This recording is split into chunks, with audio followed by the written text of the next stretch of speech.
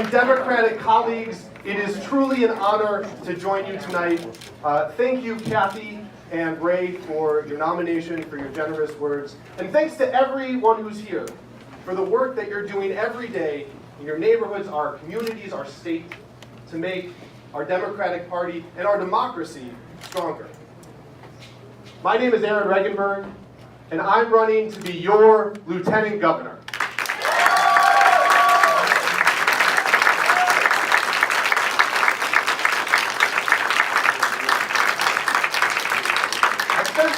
I've spent the last 4 years as a legislator, fighting to pass policies to help everyday Rhode Islanders. But we need bigger change to level the playing field, and that's why I'm here today. I've been in the State House long enough to see how entrenched interests working for the wealthy and well-connected are holding us back. Drug companies, fossil fuel polluters, the NRA, and other groups that can write big checks are too often drowning out the voices of working and middle-class families. It's time that we take real action to change that, to organize, to bring the people's voice to the State House. That's how I got involved in politics, organizing young voices in our public schools. I started a citywide nonprofit called the Providence Student Union to help our youth be heard and make real change in their education system. Changes like healthier lunches, less drill-kill testing, bus transportation for thousands of students who are walking 3 miles to get to school. And that is the same approach that I've taken in the State House. As state representative, I worked with broad coalitions around our state to pass real policies that a lot of insiders didn't think were possible. I was proud to lead the fight to give Rhode Island's 20,000 tip workers their first pay raise in 20 years. And make it a little easier for moms and dads hustling tables and parking cars to make ends meet.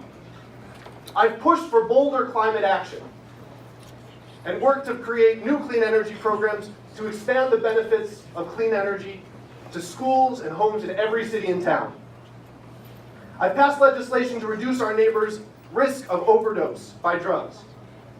I've helped win implementation of a net neutrality policy to keep the internet free and open here in Rhode Island. And I've received an F from the NRA for my work to further child weapons off of our streets.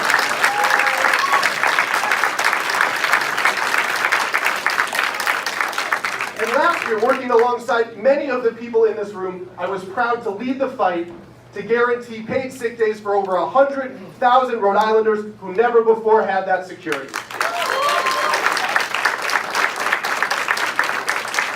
Starting just next week, July 1st, tens of thousands of families across our state are going to be able to stop making those painful choices between your job and taking care of your health, or a sick child, or an elderly loved one. Now, those fights are personal for me. I was raised by a single mom, and she taught me growing up how important it is to treat families of all kinds with fairness and respect. That's why I know that while we've made real progress, there is still so much work ahead to build a Rhode Island that works for the many, not one that's rigged for the few.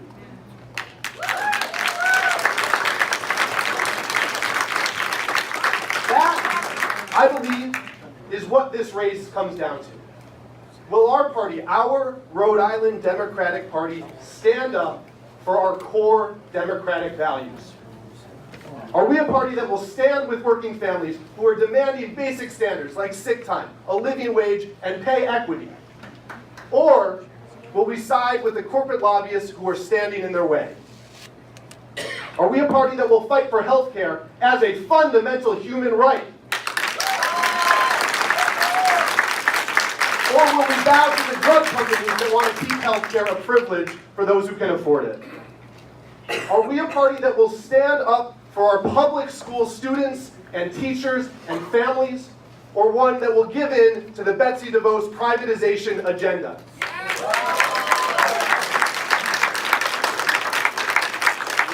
And are we a party that will include the women across Rhode Island who are demanding that their state step up to defend their right to choose?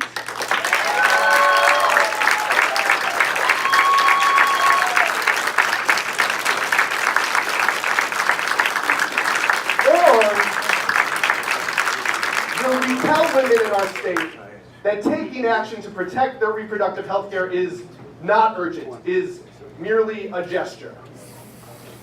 There are important differences in this race, and the lieutenant governor can play a critical role in all of these fights. That office should be a true resource for Rhode Islanders, a public advocate to take on the entrenched interest and bring the voices of the people to the State House.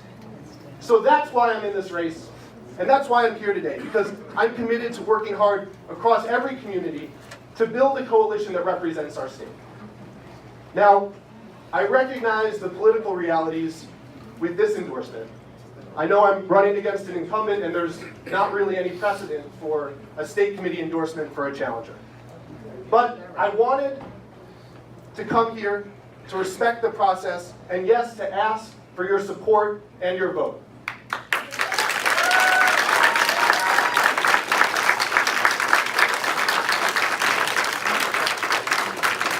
I'm taking a different route than my opponent took 4 years ago, when he questioned the legitimacy of this committee, pulled out of the process, and said he didn't want your support.